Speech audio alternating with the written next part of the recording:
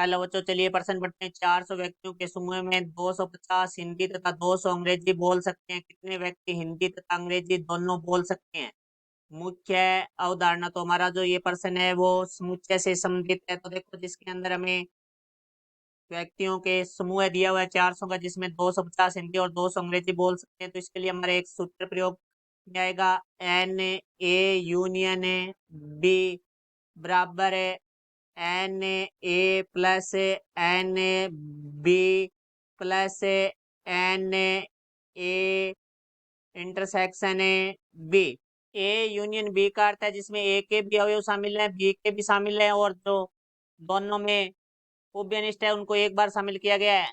N A का अर्थ है कि एक में जो संख्या है वो बी, मतलब बी में अवयव संख्या, और इंटरसेक्शन मतलब ए और बी में जो उभयनिष्ठ है उसकी बात होती है। तो अब हमारे पास, तो अब पर्सन के बारे में बात करते हैं। तो हमारे पास हिंदी के बारे में बात की गई। हिंदी के 250 है, तो एन एच, हिंदी को एच से लिख रहे हैं, तो हिंदी वालों की संख्या 250 है। अंग्रेजी को हम एन ई से लिखते हैं, तो जिसकी संख्या हमारे पास 200 है।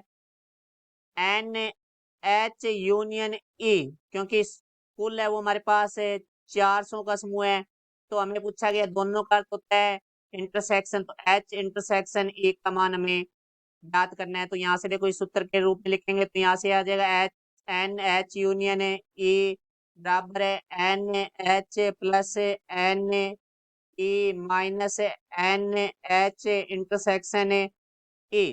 तो एच यूनियन ई का मान हमारे पास 400 है, बराबर एन एच का मान हमारे पास 250 है, एन ई का मान हमारे पास 200 है, minus N H intersection E. तो ये माइनस का इधर आके हमारा प्लस का हो जाएगा। तो H N H intersection E बराबर आ जाएगा 250 और 200 हमारा 450, प्लस का 400 इधर आके माइनस का 400 हो जाएगा। तो घटाएंगे तो हमारे पास आ जाएगा 50।